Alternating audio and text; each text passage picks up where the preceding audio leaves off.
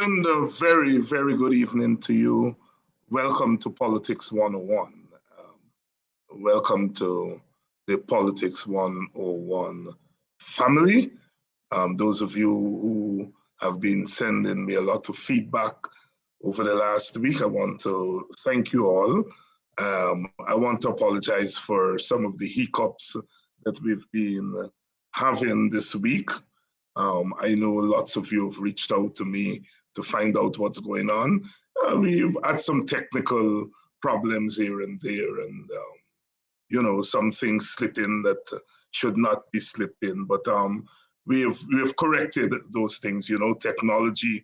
Sometimes you put your finger on one thing, one button, and thinking that you're putting it on the right button, you put it on the wrong button, and the wrong thing pops up on the screen. So we have been having some of those challenges this week. Yesterday, lots of you couldn't come on to the program because we had two programs streaming on the same platform, CAMS TV, and that caused some problems.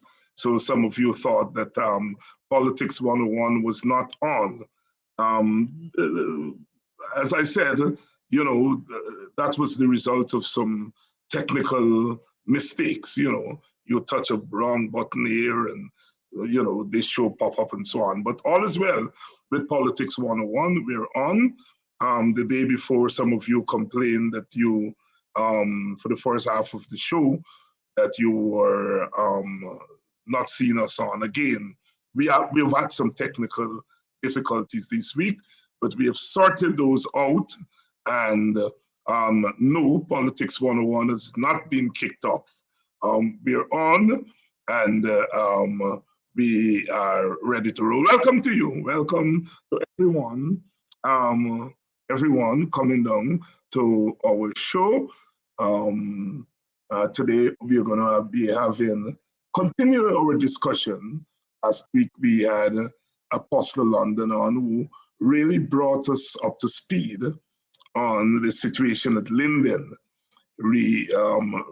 as it relates to the bulldozing of the homes, and really bringing the gravity of that situation to us. The mainstream media, as you know, has not really saw it fit to deal with that matter.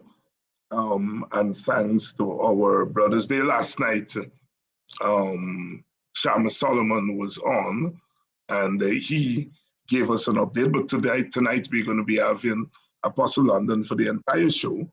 So he's going to bring us up to date on that event. Yesterday, we also got news that the Director of Public Prosecutions, the DPP, has discontinued a private charge brought by Shonette Bullers through a lawyer, EUC Anderson,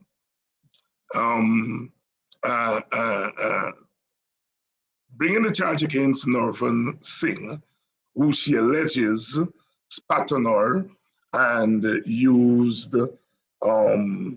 racist language to her. And the police have not yet seen it fit to bring a charge against the accused.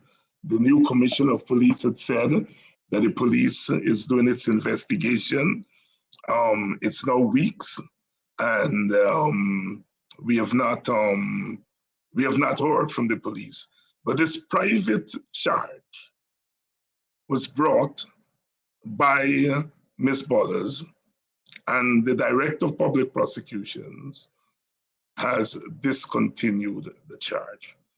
Now, I know something about private charges, not because I have brought private charges. My mentor, one of my mentors, EUC Kwayana, was what we may call the expert at private charges.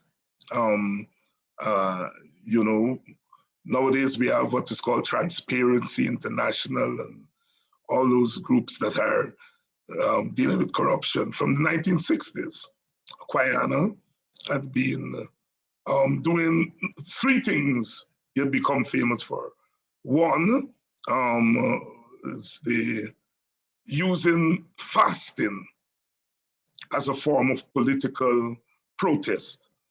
Remember his first fast way back in 1964, fasting against the racial killings during that period, the racial killings of African Guyanese. In fact, some of you have sent me a note asking me about this picture. This picture was a fast that Guyana held in 1987 against shortage of gasoline and other food items. And he held a fast, and it was in front of the National Assembly. And he's sitting there with famous Barbadian poet George Lamin, who flew into Guyana to give solidarity to Guyana on that fast in 1987. And so Guyana is known for fasting, using public fasting as a form of protest. He's also known for anti-corruption. I mean, the first public figure to really launch anti-corruption campaigns in Guyana, and there are many.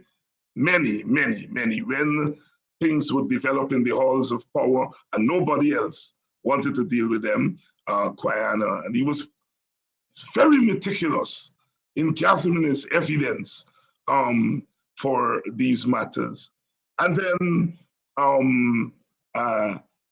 he was also known for bringing private charges against public officials and public people. When the police refused to do that, he would.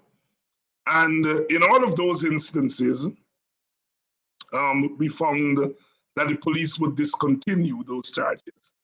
And it's interesting that the young man who brought this private charge, E.U.C. Anderson, his father was a very staunch Assyrian and WPA member, E.U.C.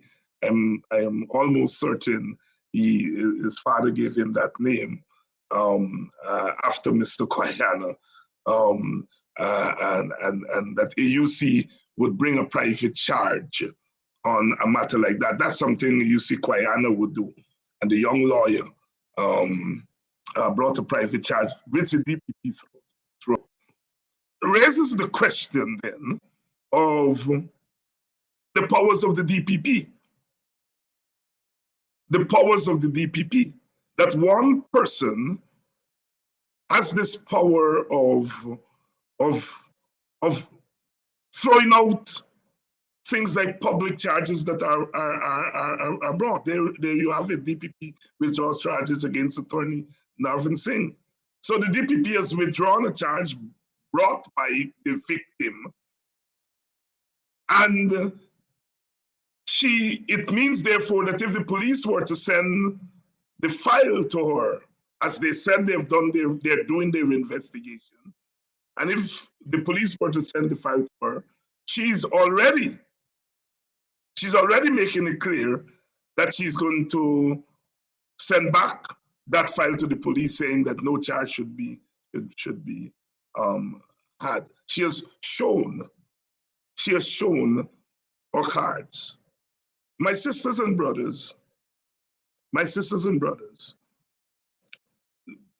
we are living in a terrible place called Guyana if we are African Guyanese. And I want to concentrate on African Guyanese. And I don't want to color this thing with, oh, we're living in a terrible time for all Guyanese. We know that. But in ethnic societies like ours, each ethnic group feels the pain differently. And there's also an old saying that every cow cries for calf. I have nothing to worry about. I started my political involvement in Guyana in the mid-1970s. We are going into the mid-2020s, so I've had 50 years of activism. And when I started my activism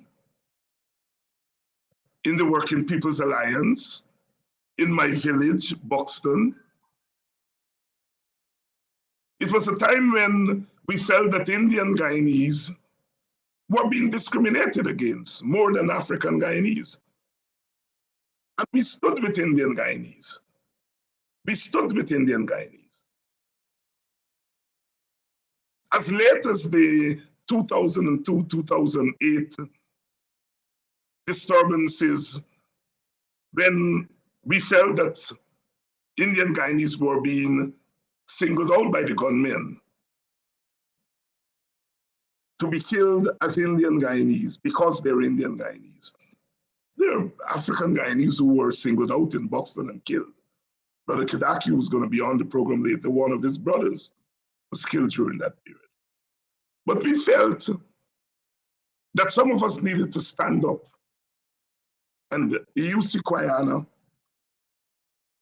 Andaye, Sister Andaye, and myself,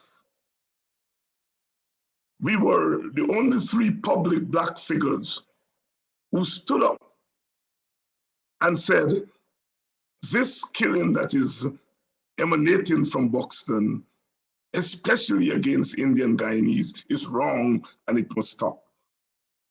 And I made the famous statement, not in my name. I'm saying that to say that when Indian Guyanese have been under attack, there have been African Guyanese leaders and activists who have stood up for them. We are now in a situation where African Guyanese people are the victims of racism, the victims of extrajudicial killing, racial extrajudicial killing. African Guyanese homes are bulldozed, their farms are bulldozed. And Indian Guyanese leaders are not standing up and defending them. What do you expect people like me to do? I have to stand up and defend those people. I am Black and African like them. And if I can stand up for Indian and defend Indian Guyanese people, then I must be able to do that for Black people. But I'm making the point here that when Indians are in trouble, we stood up for them. And now Black people are in trouble, the Indian leaders are not standing up for us. They're busy talking about democracy. They're busy talking about contract. They're busy talking about electoral reform. They're busy talking about a memorandum of understanding with Trinidad. And they're not talking about bulldozing houses in Linden. They're not talking about bulldozing people's farmlands in Linden.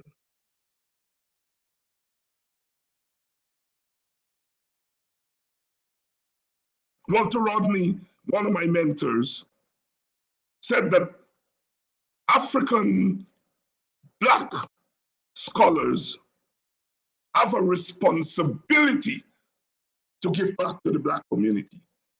He made that very clear. That we are what we are because of Black people and the sacrifices they've made from the Middle Passage. No, you all call me doctor. I could not be a doctor without the sacrifices that Black people made for education. I'm not one of those people who believe that I became a PhD because I'm so bright, that people who were brighter than me were today's security guards. I went to school with them. They were brighter than me. And they're unemployed today or doing jobs that are beneath their academic abilities. So I don't fool myself to believe that I'm a PhD because I'm so bright. I'm a PhD because I got opportunities. The right place at the right time. When I was finishing my bachelor's degree, I wrote a paper for a professor at the University of the District of Columbia. And she gave me what she called A++, and she called me, David, are you going to graduate school? No, professor, I'm going back to Guyana to continue being a political activist. She said, no, you are going to graduate school. And the next class period, she brought 2 application forms, one for Howard University and one for the University of Maryland. And she had me fill those forms out.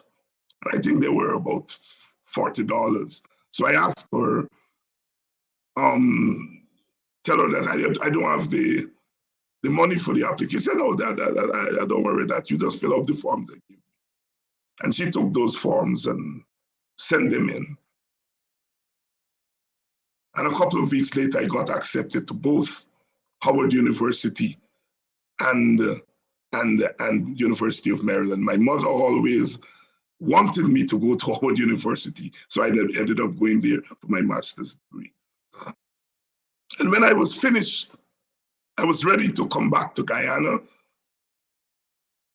and an African professor, Babalola Cole, don't know if he's still alive, Nigerian, stopped me in the hallway one Friday afternoon. Mr. Hines, why don't you ever apply for scholarships in this department? I said, Dr. Cole, I didn't know that I was eligible. He said, wait there. He went into the office and came back with an application form for a PhD. I filled out that form, I gave it to him. And 2 weeks later, I got a letter from the department stating that I got a full scholarship to do my PhD at Howard University. I tell those stories to say people like myself sometimes think it's about us, but it's about other people making it possible for us.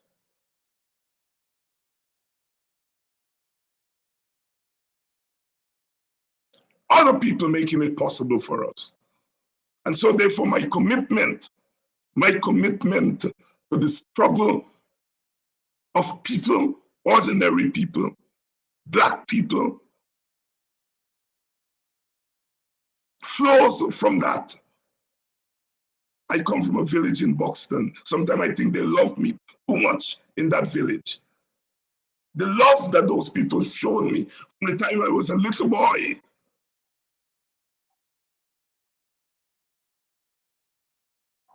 made it possible for me to think that I can do things. Those old ladies who, when I was a boy, would put a little 5 cents in my hand and squeeze it. Those same old ladies and old men who would whisper me as, why you gonna be something? They are responsible for where I am today. They are responsible. Those who would leave their homes to come to the Buxton line top when I was 20, 21, 18, 19, to come to listen to me speak. Old men who were 70-something years old and old women would close off their trays early, come out from the back down early to listen to little boys and girls like myself. They are responsible for me.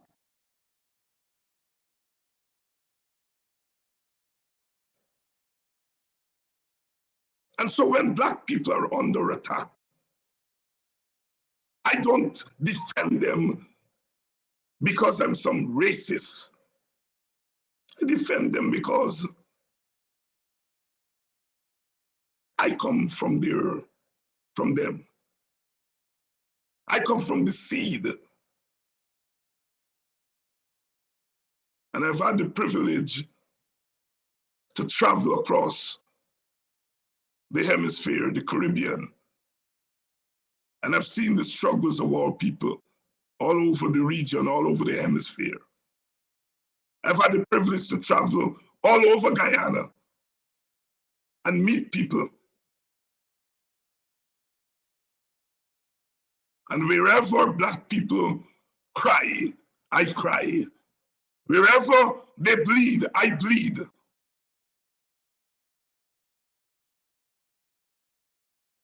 And so when you're going to spit on a young woman, call her monkey,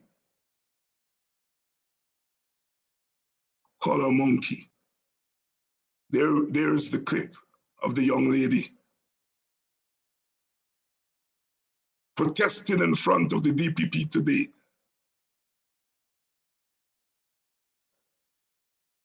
Janet Bollers, standing up for herself.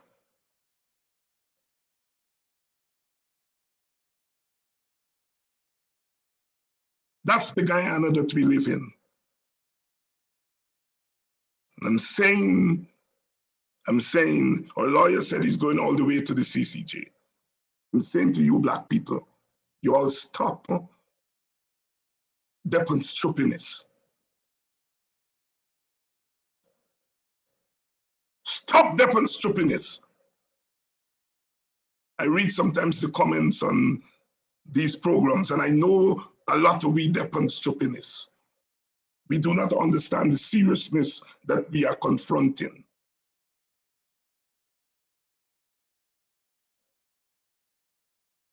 We are back to the plantation.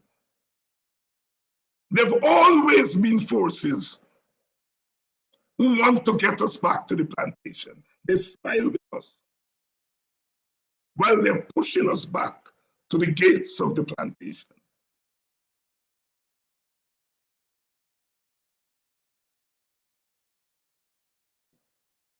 And those of us who have the capacity to stand up for them, we are asking them, why are you sitting back and taking all these blows from the PPP?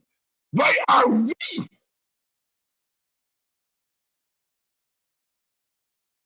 The PPP is more likely to react to what David Hines say than what Shannon Bolo say. It's people like us. We have to ask ourselves, what are we doing?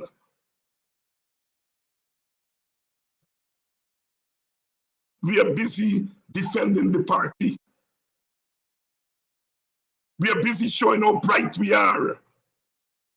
What are we doing for the struggle, for the dignity and the well-being of Black folk?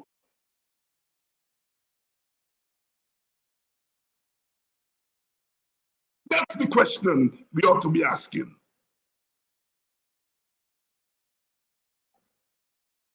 She's there by herself, alone. And we ask, oh, what people do, look what she's doing. Where are those of us?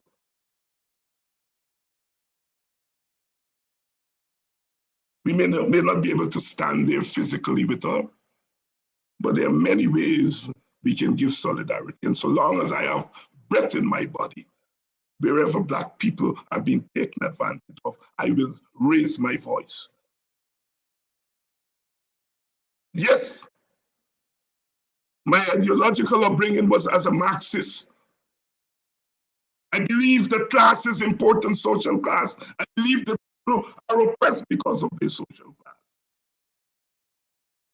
And at a certain level, my politics are driven by class analysis. But my politics are also driven by the experience of being Black, not the ideology, the experience of being Black. That's the greatest ideology. You don't have to read books to understand what it is to be Black. And I'm saying that when I watch black faces, I cry because I feel it. The poet Robin Dobru of Suriname said, I feel it in my bones. I feel it in the sun. I feel it.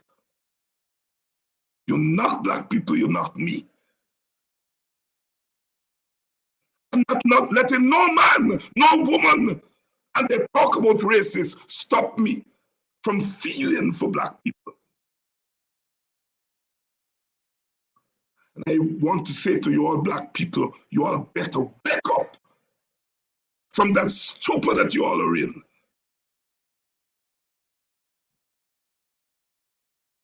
This has come down to the survival of black people in a space that is drenched with our blood.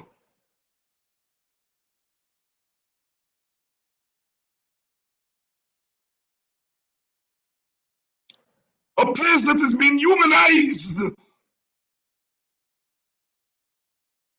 by our sacrifices. We made it possible. We made it possible for others to come to Guyana as free people.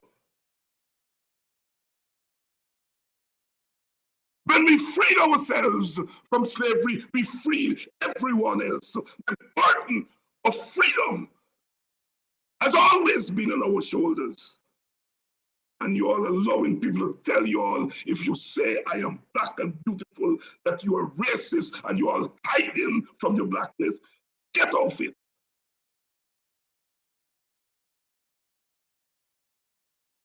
You can be other things. I am other things. I'm a Guyanese.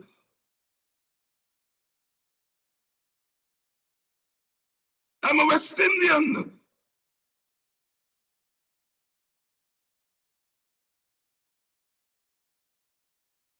But I don't believe that in order for me to be a Guyanese and a West Indian, I have to stop being black. We have to stop it. Go back to your history. Go back to your upbringing.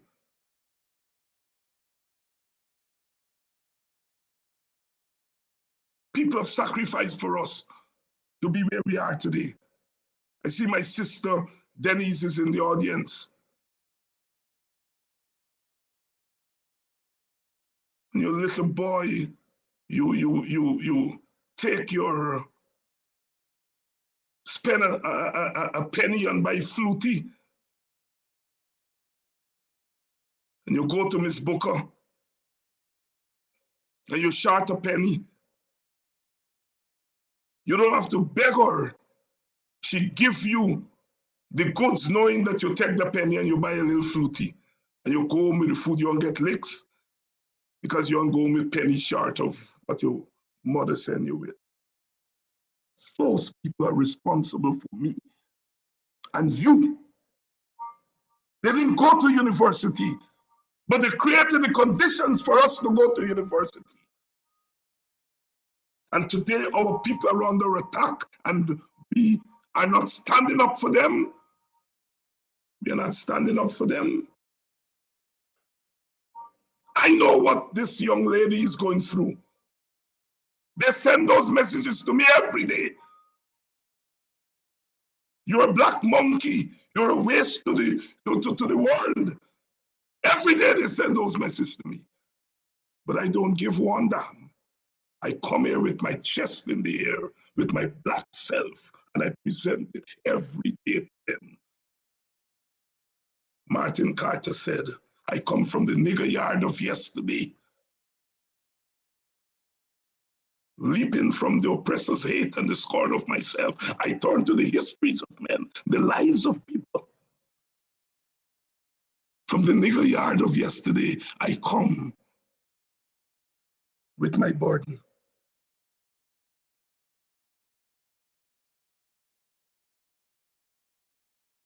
I come with my burden. We're not talking about the nigger yard of yesterday, Brother Martin. We're talking about some nigger yards of today. That's what Northern Singh and others. The allegation of what he said to that young lady, just to him, he doesn't believe that they come from the nigger yard of yesterday. They believe they are in the nigger yard of today. Nigger yard of today. I come here in the evening. I come here in the evening with a mission.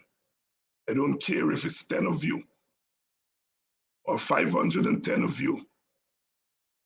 We got to do our thing. Walter Rodney said, if I die, use my body as a barricade for the revolution. I'm amending that and say, while I am alive, I am using my body as a barricade for the revolution. You got to get past Kidackie. You got to get past Sharon. You got to get past Mark Benchop and Rick Burke. You got to get past Eric Phillips and Lincoln Lewis and those black men and women who were bold enough to open their mouth. You have to get past Sharon and others.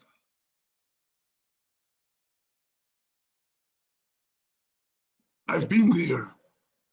I've been there. I know what the dungeon of prison is. I've been there. I know what it is to stand before a magistrate or a judge, knowing I am being prosecuted not because of some crime that I commit, because I stand up for justice. I have been there. I'm not talking here as some disinterested. I know what it is to be locked up. I know what it is to be beaten on the streets for your conviction.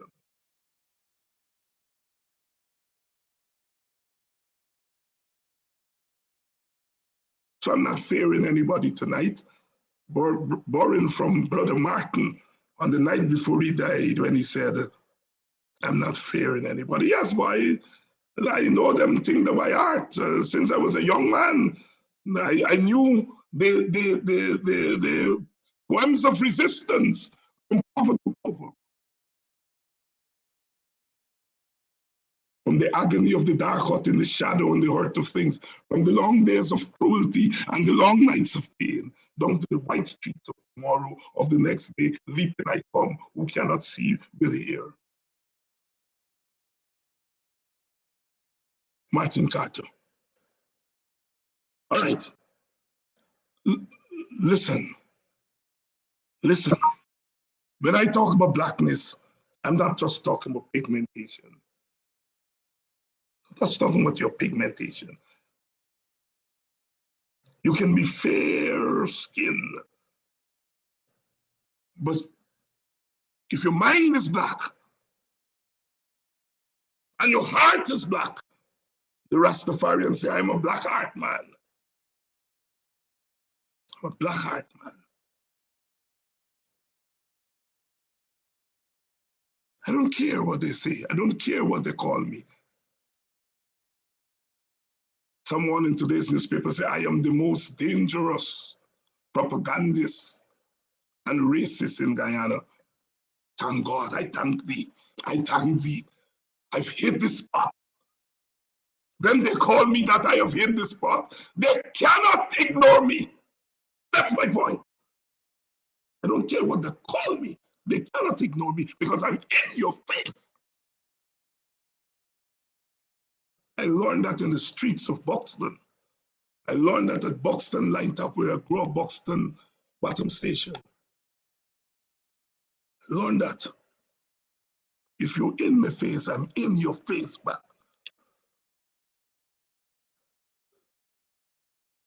May God help us.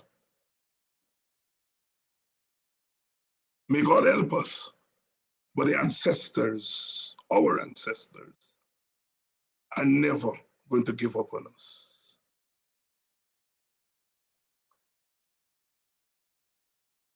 That's where I was born, in Buxton. I go back there every year. They say I don't know Guyana. Oh, I don't, that David Hines don't live in Guyana, and he don't know what's happening in Guyana. Brother Langston, you say, Africa is on my mind. Africa is on my mind.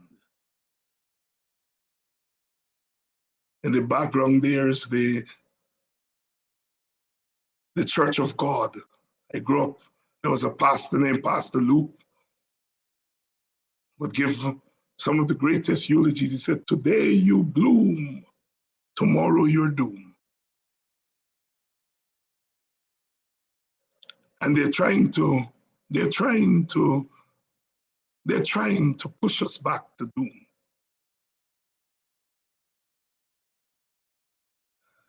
But I ain't letting them. Black Lives Matter. Black Lives Matter. Black Lives Matter. Brother Albert, Sister Wendy, Diane Yearwood, good night. Good night to all of you. I'm going to give you all a little bit of Eddie Glaude, and then I'm going to bring on my two brothers for us to chat.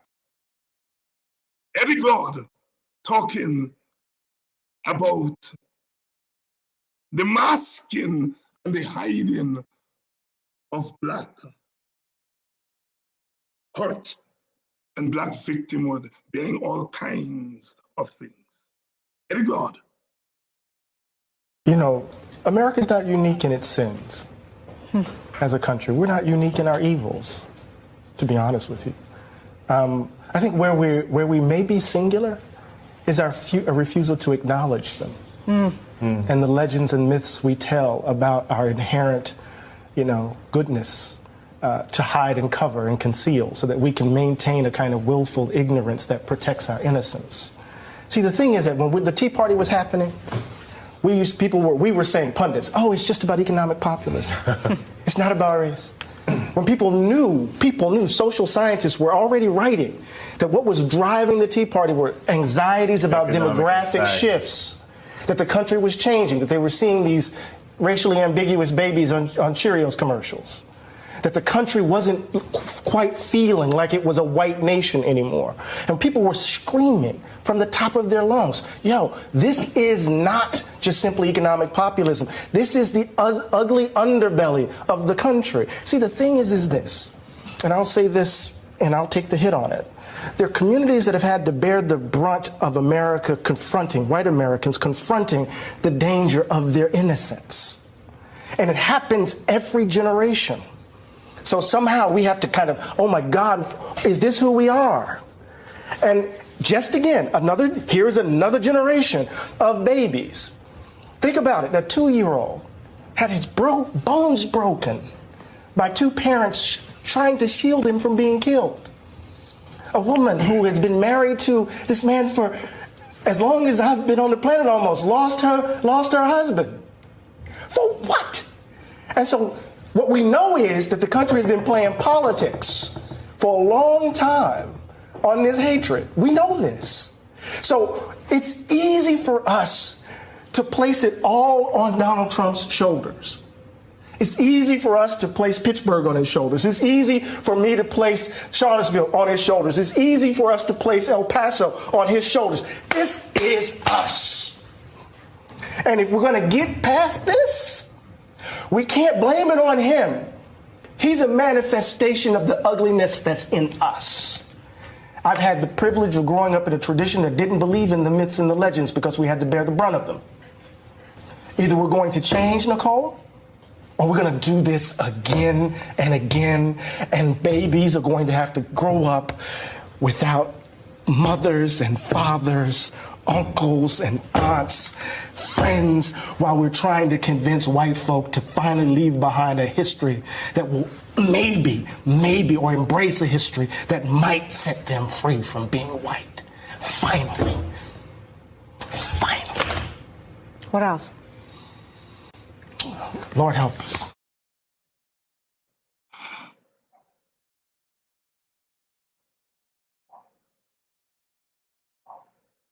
My students often ask, why do I cry?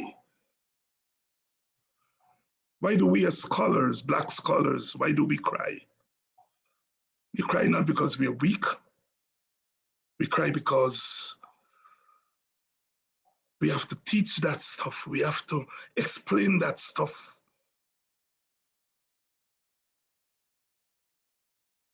God help us.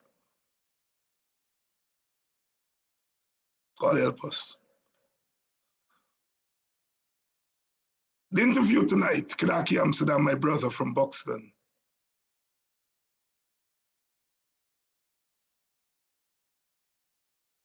Apostle London, my brother from Linden. Good evening. Good evening, brother. Two powerful centers of the Black community, Linden and Buxton. Is brother Apostle London there?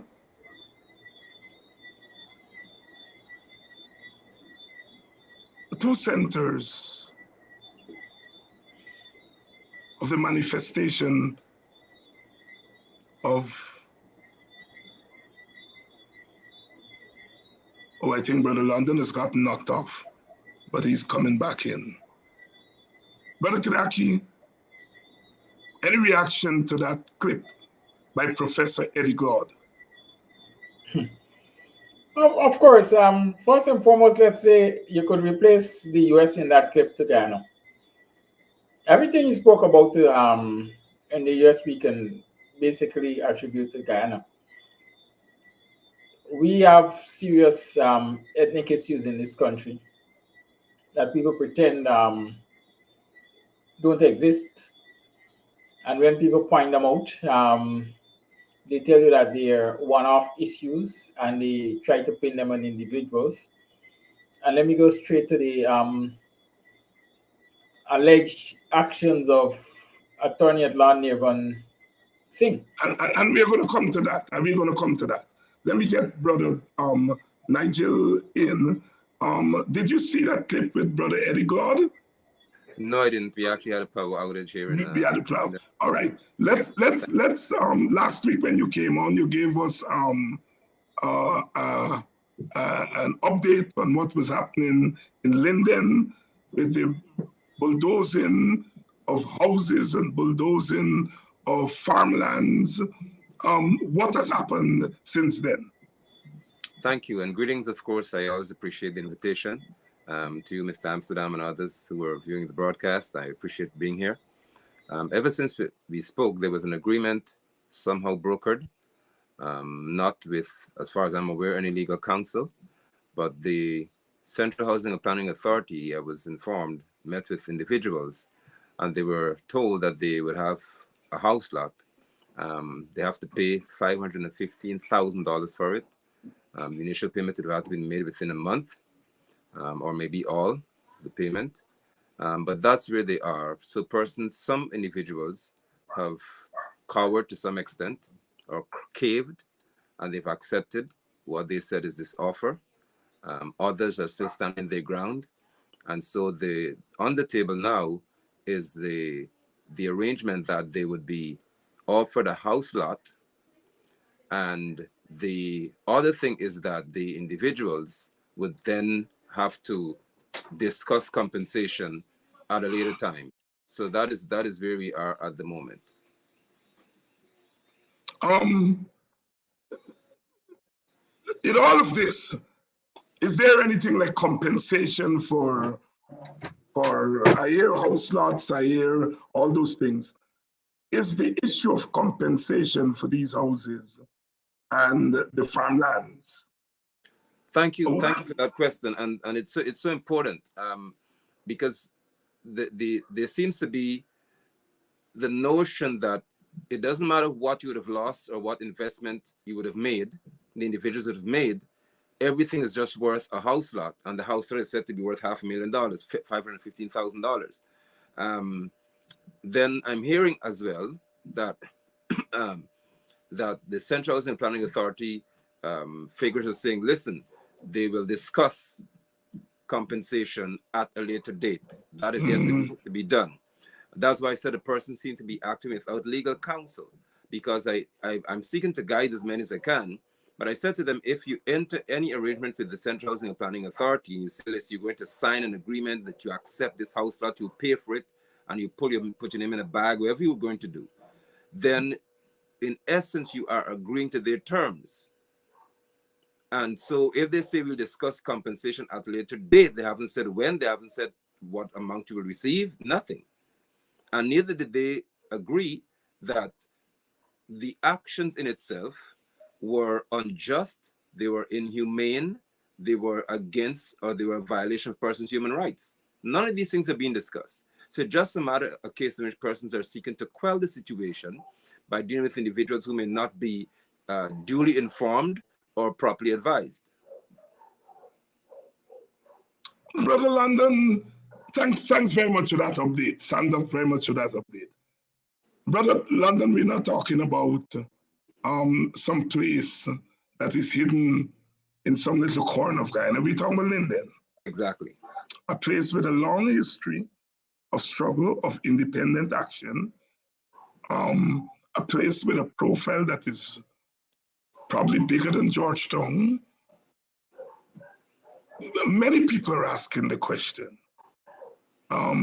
Brother Adam Harris was on this program a couple of days ago, and he asked how those bulldozers got into Linden.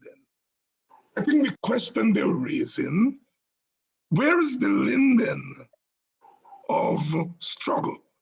Where is the Linden of independent action? What's happening in that community from your perspective? And I really appreciate the question, and I must say that the your introduction is an excellent platform and a springboard from which we could leap into many discussions, because Linden in itself is predominantly African, and it's a community that's known for strength, as you rightly said. However, given the history, the rich history that we have, but also given the recent history that we have, the recent history seeks to overshadow to some extent our long history of strength and struggle. And as a result of that, individuals are not as inclined to step out now and act the way they used to act, for many reasons. One of them being that there could be, in my view, the transitioning in terms of dying of many old individuals who appear to stand. But apart from that, there is the need to educate this current crop, this current generation, for them to understand that there is power in uniting for any cause, but doing so as an independent thinker. I believe that the older generation had the ability to think for themselves, but also to act corporately. That is lacking in our generation. Persons believe that if they don't have a crowd to act on their behalf or with them, then they may not be capable to act strongly enough, and that has to change, because they are people who may be dying to be followers, and very few prepare to stand as leaders. Those who are standing as leaders appear to be standing as if they are compromised, or they're being weakened to some extent by whatever force I'm yet to discover. Is it private interest? Is it that there's somebody who has some secret for them that they cannot willingly get up to say, well, I'm going to take a stance and say what I have to say? But the Linden as we know it has got a caving to some extent that has to be repaired, and it has to be repaired expeditiously. There has to be a consistent bombardment from our town that gives a message that we are not going to just be pushed over. I was unwell for about 2 weeks, so I was really actually almost bedridden to some extent. But now that I'm back on my feet, Dr. Hines, the struggle will proceed, the struggle shall intensify, and there shall be a response, because there's no way that I'm going to sit, because many people do not know, there's a part of Region 10 called Crocstown, or Manure Town, and that too had the experience where people went in there, uprooted trees, destroyed buildings, and really unsettled persons in Region 10. So not just one area here. They came back after Amelia's ward, and they went into another part of Region 10 and did what they had to do. I don't know whether you can see this, but I have evidence on my phone I will send to the operator. This is Crockstown. Mm-hmm. Knocking people's buildings down after they did what they did in Linden. So they uprooted some trees as well. So it's not the end for us here in Linden. I have another video to show as well. This is not the end of the road for us. So this seems to be an ongoing situation here. And there's some individuals in this vehicle here who the people took a video and said, well, there they are. These are the men who pulled the coconut trees out. The coconut trees are, as you can see in the back in the pickup. This is in Region 10. So there has to be a collective effort made for persons to realize that you're not going to just walk into this region here and do whatever you think you have to do in terms of upsetting and uprooting people's livelihood. And there's no response of merit or that is strong enough to let the announcement be made that Region 10, Linden specifically, shall not be pushed over by anyone. So as I said, as I've begun to regain my strength and feel physically better, I intend to have these matters addressed and to make my presence felt. I don't need a crowd to make my presence felt because I don't need the crowd to act in any way. Mm-hmm. Thank you very much, my brother. Let me bring in Brother Kidackie here. Kidackie, we have been highlighting what's been happening in Linden for the last 2 to 3 weeks. And we, more and more information is coming out about what's happening in Linden. We have made an analysis of the situation, and we have come to the conclusion that we have a problem in the Black community, not necessarily confined to Linden, but we have a problem in the Black community. Communities are dynamic. I started to go to Linden as a political activist way back in the 70s with Walter Rodney. And I know that community well. I've been there with all the major struggles.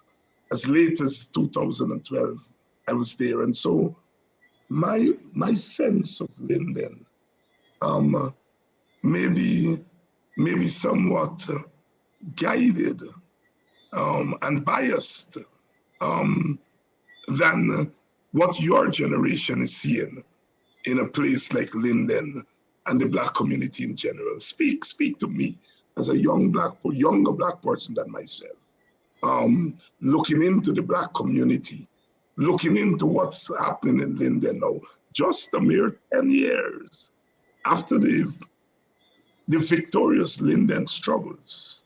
What's happening to Black people in our communities from your perspective, from your observation? What's happening? What I see is a total disconnect of the past and the present. And when I say the past and the present, the Linden you know is a Linden that was steeped in struggle. A Linden where there was groupthink. The community thought about the safety and the progress and what is right and what is wrong for them. What you have now in Linden, and like you rightly said, across Black communities, is individualism. Individualism. Everybody thinks for themselves. Everybody believes that once I am okay, the other person basically have to strive to make themselves okay. They're not my business. You're saying it's just a mere 10 years. But let's look at that 10 years. 10 years ago, the adult Linden or the young adult Linden, 18 years, would have been age 8. And 10 years ago, an 8-year-old child would have only known the PPP in government, right? At least for the majority of their lives. A lot of our young Black men and women, parents and children, have quote unquote been socialized in a time where the hustle is what matters. What I can get, what is in it for me, is what matters. And so a place like Linden is now caught up not in community struggle but individual struggle, because people have allowed themselves to be bought out. I am friend with this politician and I can get to do what I want. I am friend with that politician and I can get to do what I want. Um, and even this is true in my mind, even among the politicians who are supposed to be representative of us. Because take for example, right in Linden, how is it you can have political leaders in a community as important as Linden? Because I see community Linden as an important community to the Black struggle. A community as important as Linden, you have political leaders who are supposed to be representative of us, and they dare to say that they didn't know that people's farms were being destroyed um, weeks ago before houses were destroyed, and they can only be reactive. It says a whole lot. They are caught up in their self-aggrandizement, and they ain't got time with the ordinary man. Just as though the ordinary man ain't got time with the neighbor. And that is the problem across the Black community. That's how I see it. Let me bring in Apostle London. You've heard those views by Brother Kidackie. Is he wrong? No, he's not wrong. Um, in my view, there's nothing wrong with thinking for myself. It's actually a healthy thing to do. Yeah. If I'm thinking only about myself, I think, and that's I think the point we're seeking to establish there, that's the problem. I deal with people who think for themselves, because I don't control people think. But if in thinking for yourself, you are then going to transition to only thinking about yourself, that's selfishness. The power of any man today or woman has to be that you have the ability to think for yourself. Nobody controls how you think. But at the same time, you must understand the value in thinking collectively to act for a cause. That may include you, that may not only include you, but may include those who live around you. What I've noticed though is that the crop that we have now to represent the African, or what we call the Black community in this country, has a serious issue.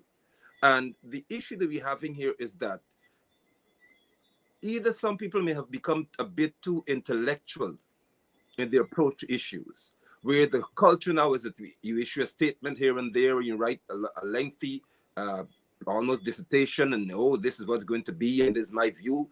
But there has to be some physical action, some presence that speaks to the fact that we are not going to be harassed or going to be bullied by anybody. And that is sadly lacking. I've asked the question when the bulldozers were, the excavators were uprooting people's trees. I went into the area and I said, where are the political leaders who've been elected or selected to serve in this community? I'm talking about Linden here. How could a machine be operating and someone be building what is called this road? And elected officials, 2 members of parliament, a mayor, a deputy mayor, a regional chairman, cannot tell me or the community that they are informed or were informed. So people could just come into your town and do whatever they want then. Even that, my point is whether the road was in the right place or the wrong place or whatever it is. The fact that they brought the machine to this town and were pushing a road and they didn't inform you, it should stop immediately. They shouldn't push any road here and leaders are not aware of it. But that's the kind of attitude we have with persons, and I've begun to hear that probably some councillors have got a part in the contract. This is another story now. So somebody's machine is involved in this operation, or somebody is maybe part owner of the machine, or they have got a phase of the road to do with a machinery, some piece of machinery. So if we've got councillors in this town who can be reaping benefits, they would obviously not be fighting for the interest or in the interest of this community.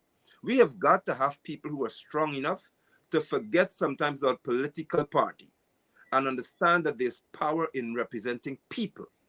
I don't represent or subscribe to any political party. I deal with people. So whether you APNU, PNC, PPP, whatever you are, if you are an individual who's being affected by the ills of political leaders and their decision making, I will stand with you, and I will even stand for you if I can.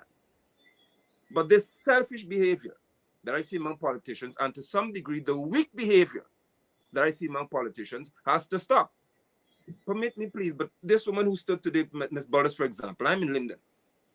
How could we have this atrocity where this young lady standing by herself outside of the DPP's office?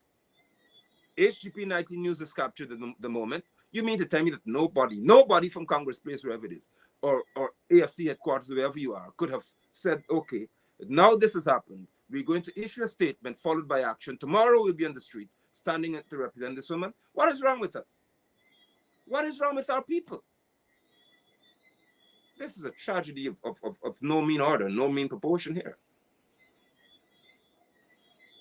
Brother Apostle London, Brother Kidackie, for what it's worth, I agree with you all 100%. I am the elder here. I agree with you all 100%. There comes a time when you have to lay it out. Our community is messed up. And part of the messing up has to do with the quality of leadership. I love the brothers over there at Congress Place. But they have to understand that they're in charge of the institution that Black people have invested in since 1957. 65 years old, 65 years. They have invested Black people, not Indian people, not Amerindian people, not Chinese, not Portuguese. Black people have invested in that thing called the PNC.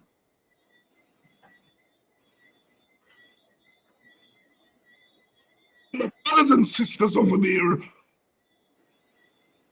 appears not to believe that must mean something. I know the functions of a political party. I have to study it, I have to teach about it. I know the limitations of political parties. I have to teach it, I have to study it. But I'm saying you can be minimalist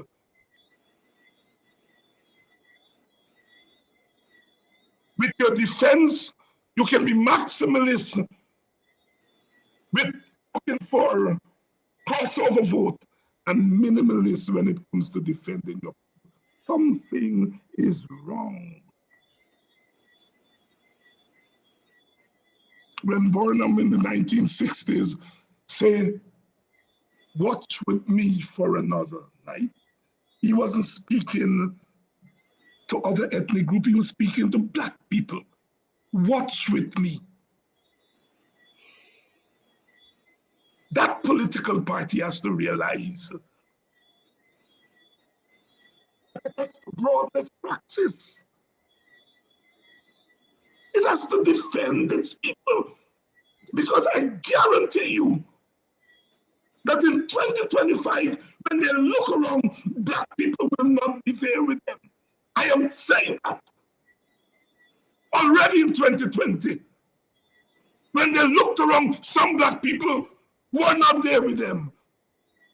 And if they continue this nonsense of not defending the interests of Black people, 2025 will come around and we can have all the biometrics.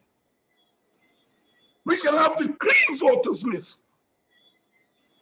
If you all do not protect Black people from being physically and mentally bulldozed in Guyana, when you all look around, they will not be there.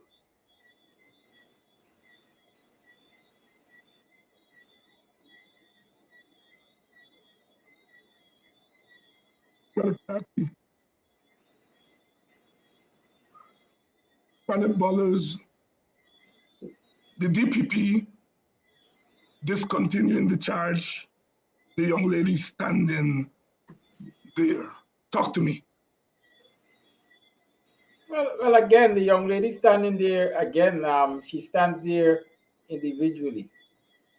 Where are her leaders? Where are her representatives? Looking at the solitary figure, it comes to mind the length of time Kwame Wing stood in front of the AG chamber some time ago, fighting for the rights of citizens of this country. He met his demise. When we don't stand with our people, we expose them to further victimization and the extreme of death. Like Apostle asked, where are the political leaders? Because at the end of the day, like you rightly said, we have invested in this political party named the PNC. We have invested in these black leaders in these political parties. Is it that this thing was done in such a hush-hush manner that nobody got wind of this planned protest? Nobody could have stood with her? That apart. Kidackie, let me ask you this question. This is 2022. That woman was spat upon. That woman was called a black monkey. You're a black man. You're a black man. Past this black, I am black. That young black woman was called a monkey. She was spat upon. What does that tell you about our society? Well, I was getting there.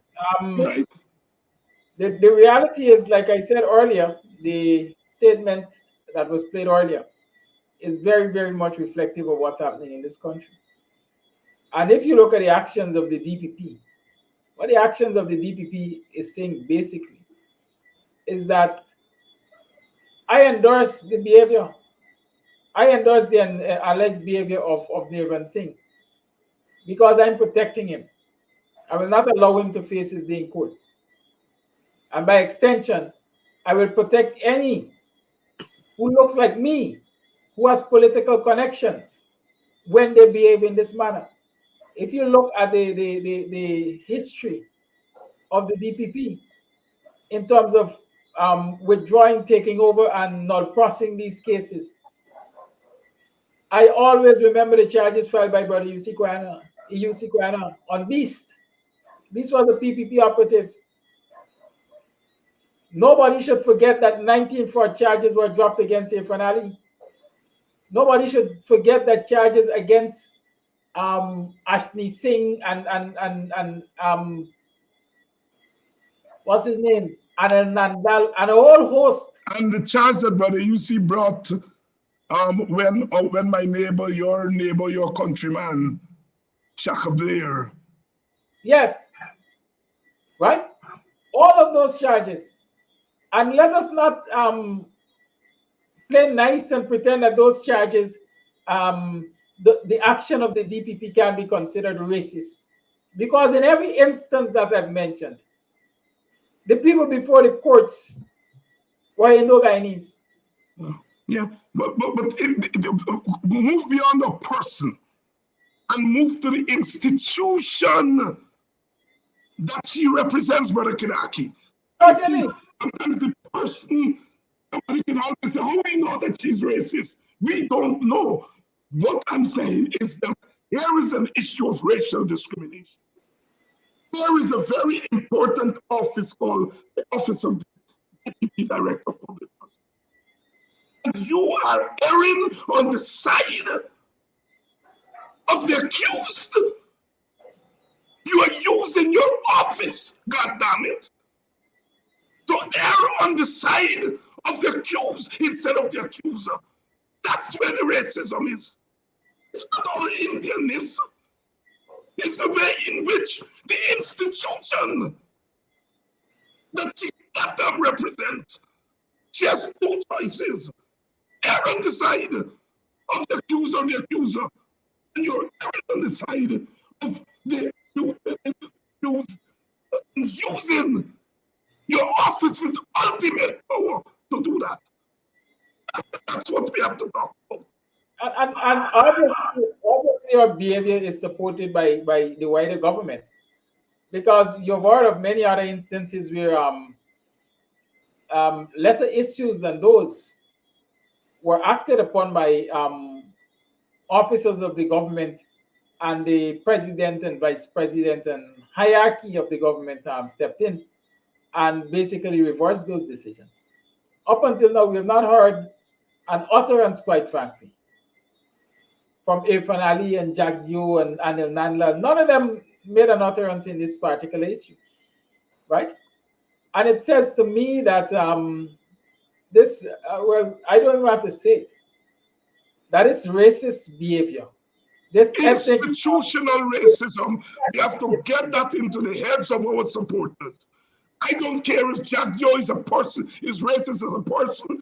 I don't care if Nandalan is racist as a person. That's their goddamn business. I don't care if they don't like me because I'm black. That's their goddamn business.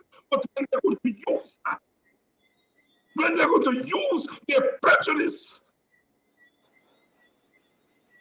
to influence the institutions of the state and the government, that's where I'm in their faces.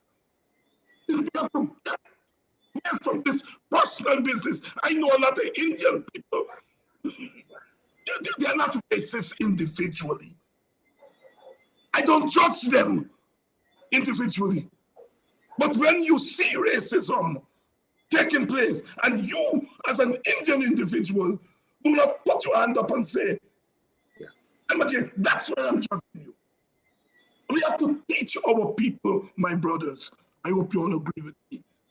This nonsense about concentrating on individuals is getting us tangled up.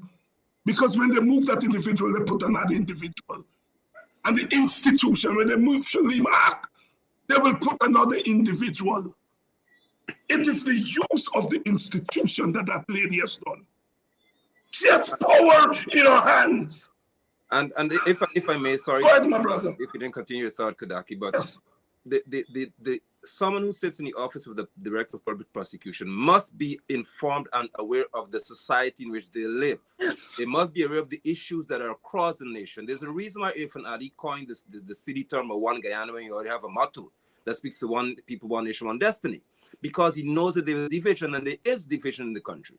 So anyone who sits in that capacity must understand that if there's a case where someone is presenting a complaint about racism, not just racism, but one that is also coupled with aggression and terms that are so derogatory towards the African, then in the interest of what is known across the nation, let us hear the matter in the court, because it's a public prosecution. You represent the interest of the public. This office called the DPP is vested, in my view, with too much power. One individual to be able to nullify or potentially create a massive ethnic storm in this country. She has two options that could have happened here. Because if Africans say, well, if that's how you'll be treated here, then we're going to get up and fight tomorrow. She is responsible. That office has to be a responsibility because they failed to let the court rule on a matter of a grievance. That's right. As a matter of fact, when we talk about the powers of the DPP, just recently the CCA discussed and raised concerns about that power, right? Just recently. And one would believe that if the DPP was anything about professionalism, quite frankly, she would have taken, and the government operatives would have taken into consideration the concerns of the CCG, and therefore try as much as possible not to go down that road of instructing the court, right? But so long as it serves their racist interest, they don't care what the CCJ says. They don't care about the rule of law. They simply care about hegemony, if you want to call it that. And Kidackie, and I'm going to go further than you're going there. Look, political parties and political leaders don't exist in a vacuum. They care. They care, Kidackie. You think they don't care? They care, but there is not a force on the other side to make them care. To make them act. To make them act. You see, you think they don't care? They work that out. And as my brother, Dr. Jeffrey, would say, they know that they will not be penalized for doing it. But the day we begin to act, and to say to them, enough is enough, you will see a change in action. Go ahead. I'm sorry to stop you. Yes, go ahead, Kidackie. You're listening to yourself. Yeah, like you rightly said, they care. I would want to say that they calculate and they observe, and they have come to the position that they don't have to be too careful in terms of what they do, because like you said, we have not made them really sit back and think about the repercussions of their actions. That's it. Right? We have not forced them to sit and think about the repercussions. Let me tell you this. I had to go to the period of the troubles, as David Granger referred to it, right? But if we were in an era like that, Levinson would not even have thought about spitting on anybody. He would not have even thought about calling anybody a black monkey, because he would have had in the back of his mind that there could be a possible home invasion that would end his life. Right? Aliak would not have even considered withdrawing a case against him, because she would have kept in mind that the possibility is street justice will take over. And we are not seeing any form of serious representation of black people, black issues. And so every day the envelope is pushed a little further. Every day the envelope is pushed a little further. Because as they say, you're not a representative. You're not nobody to represent you. And so we don't care. We are not made to consider the repercussions. We will do as we like, because we are of the firm opinion that you don't have what it takes to really retaliate and cause us pain. And until Afro-Guyanese can bring themselves to the point where, like I like to say, somebody is prepared to take one for the team, these kinds of actions will continue. Who are the people to organize? Who will take one for the team? They must know themselves. Brother London, you want to weigh in? I do. But Kidackie, the question then comes, why are members of parliament, and why is there a paid official leader of the opposition? The general consensus across Ghana is that Africans are generally represented by the PNC, and that's a fact. And so if they vote along those lines, as is the BBC and many people reported the same thing, and they're members of parliament who paid hefty salaries, the official leader of the opposition now is paid, I think, what, $800,000 plus drive and all that. Why are these people present? We don't have to get physical with anybody at this moment. My point is, if they are elected officials, paid officials, why are they not leading the charge? Because when you say what you said, it puts, again, the burden on their shoulders to show that they are ineffective and they are weak in their operations. Because if the PPCV could sit and say that the Africans generally have no representation, they're speaking directly to the opposition or the inaction of the opposition. If the DPP could have done what she has done today, or whenever she did yesterday, and the opposition, official of opposition in this country, has not taken to the street in a manner, let's just call members of parliament alone, about 30 of them, to say we are going to stand today and this is where the line will be drawn, something is wrong. And people would naturally look towards their leaders for action, and they'd be inclined to follow those leaders. But when you have the inaction of an opposition to this extent, it proves that the African community, in reference to the electoral demographics here, is unrepresented politically. And something is wrong with that equation. Here, brothers, this is Rajendra Bihari on the program here tonight. The racist David Hines is teaching racism to his black comrades in a democratic society. He means a democratic society. Everybody is one. The president say Guyana belongs to all of us. You see what I mean? Let me talk to Rajendra Bihari, and I will start by saying, right?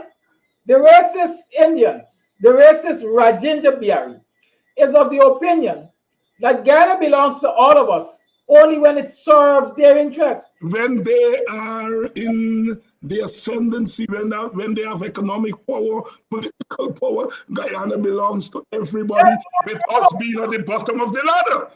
But despite the fact Ghana belongs to all of us, the resources of Ghana are used to empower one set of us, and the others are spat upon and called monkeys. Yes, yeah. Right? But additionally, most importantly, in a democratic society, everybody is not one. I don't know if people have a concept. It simply means people govern. We don't have to be one.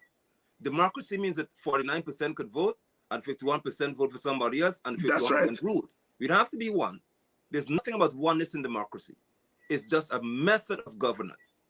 It's not a method of unity. You are only united in democracy when you vote for the same people, and even then they're not united. Because many people vote for Teddy, and many people vote for Forbes. They vote because they like each other. They vote because the memory of those leaders. So the likes of this Regenda fellow is lacking because he cannot come out to say that what the DPP has done in reference to the person or that office is unjust towards Bullers. I don't know whether Narvin spat in him and didn't spit in him, and that's what the court is there for. My point is she has failed to give the opportunity for all Ghanaians to sit to see whether Nerfan was right or wrong, whether Bullers was wronged or she was right. She's failed to do that. And that's the issue here. Where even if you are a racist PV representative, you must say that it's a misstep that is colossal in its nature and could cause serious issues in this country. Because give the court the opportunity to let this young lawyer say what happened, let the young former police officer say what happened, and then let a magistrate or some judge rule on the matter, and then we can see that justice at least was attempted to be served. This office of the DPP is failing because there's too much power, I say again, vested in an individual, and in this case, in a weak individual. Yeah. Yes. And the fact, the racist David Hines, that is the tag our leaders are running away from. Yeah. They don't want to be called racist. I know I'm not racist. I don't care who called me racist. I know the definition of racism. I know that I'm not a racist. I know that me and the people are victims of racism. But I'm not afraid to be called a racist. But a lot of our leaders are afraid to be called racist. And that's part of the problem. The people have defined what is racism, have defined who is a racist.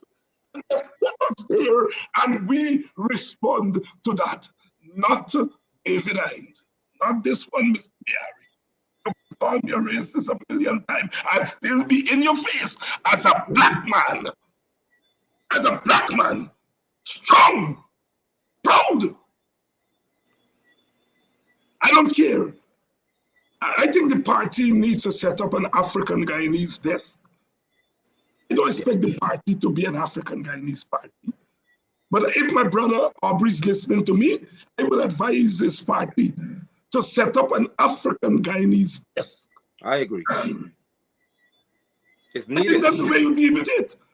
I know that in a country like ours, the party can't say I'm a black party. I mean, that's not electoral politics. You know what I mean? But the party must recognize that its black constituents are going to set up a black desk, an African Guyanese desk, to deal with those matters. Yeah. I hope you're listening to me. You know? My brothers, we saw what happened in the United States, in Buffalo, the latest manifestation of the attack on black people. They like to tell us, we live African-American thing and we bring to Guyana. Your reactions on what happened there in Buffalo, starting with you, Apostle, and then Kidackie. It actually, what happened in Buffalo confirms what is established. People believe that racism, and they try to sell the idea that racism is not an issue in the USA. It is an issue in the USA. The USA is still, for the greater part, divided along ethnic lines. And even politically, it is systematic up until today, where racism is rife in the USA. The young man's actions simply stem from him being convinced that he has the right and the power to cause serious harm to the African community. And what is most noteworthy is that he was convinced that he would not suffer the same harm as an unarmed black man. He knew it. So once he got through killing these 10 people, he simply did the next easy thing, which is put his weapon down, put his hand up and say, okay, then I know you won't shoot me. And they didn't touch him. What about Tamara Rice? What about Breonna Taylor and all these different people who were completely unarmed? She was in her house and she was riddled. So this situation in Buffalo confirms that there is still an issue with white supremacy. And I must say to Guyanese as well to take note that based on the behavior of this ambassador that we have in this country, I would say it forever. Her actions and her silence, even in this matter with Nirvan Singh and Bullers, Sarah Ann Lynch and others' behaviors point to racism as far as I'm concerned. And I must hasten to say this, Dr. Hines, that I've said it before and I've said it any time. You could take my visa, you could blacklist me, bluelist me, whitelist me, all you want. The USA has never been my place of birth. I'm born here. So I don't have to go anywhere. And too many politicians care about their visa and their status and all kinds of foolishness. This US ambassador, her silence based on what's happening in Guyana, makes me know that I should not trust her as somebody who's not inherently racist as well. So Buffalo confirms that the likes of Sarah Ann Lynch and others in this country are sympathetic through silence. Kidackie? Buffalo, for me, shows what the result of institutional racism can, and in most cases, will be. This young man felt emboldened to do what he did because basically he has been brought up in a system. He has been socialized to believe it's his God-given right to cause harm to Afro-Americans. And nothing will come out of it. At least he's not going to be shot and killed on the spot like they would have done with other ethnic groups. Transfer that to Guyana, the same institutional racism empowers the likes of Nirvan Singh, empowers the likes of that businessman who, I don't know if you remember, years ago had chewed up chicken bone on Camp Street, I think Camp on South Road, and give it to black man. Same institutional racism will continue to empower people of that kind, and it has the potential of resulting in one of these mass killings right here in this country. And I'm saying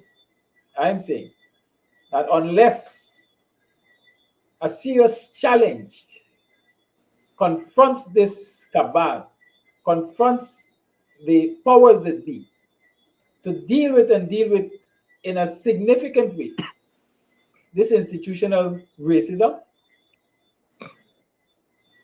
it might not be too far away.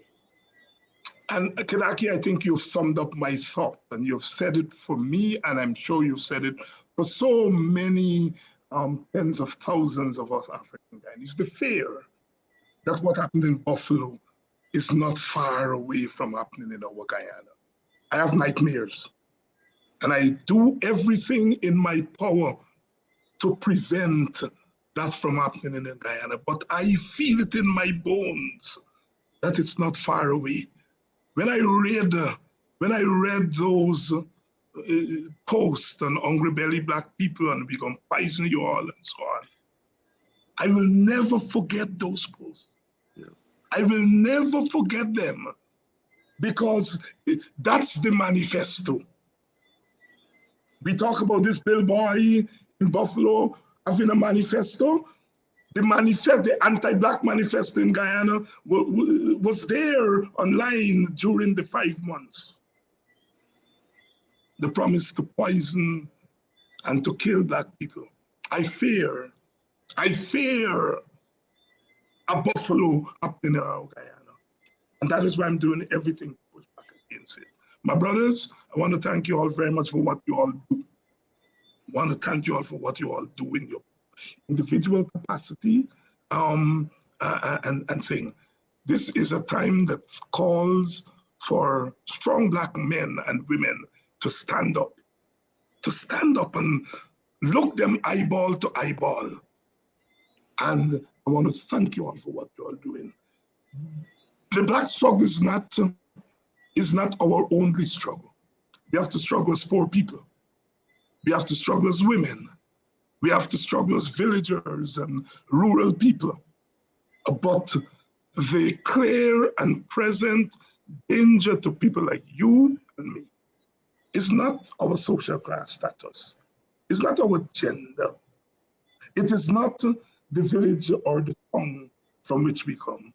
The clear and present danger facing us is the color of our skin, with people who have given meaning,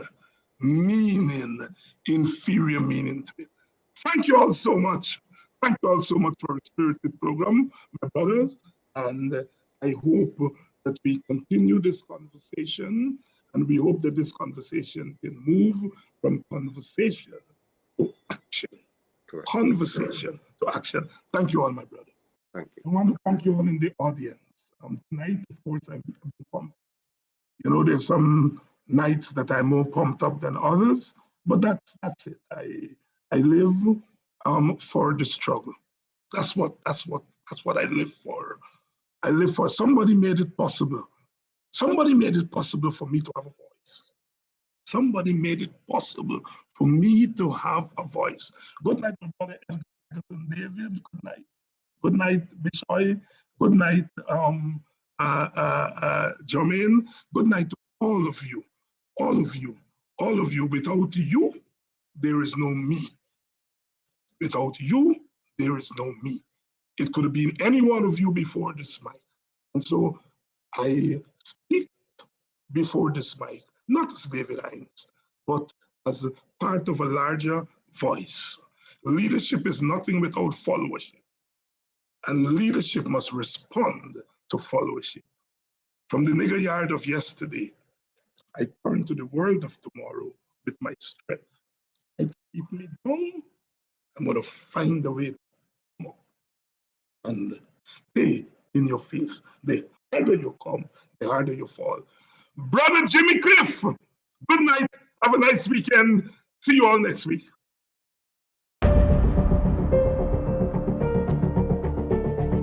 Politics is the heartbeat of a nation.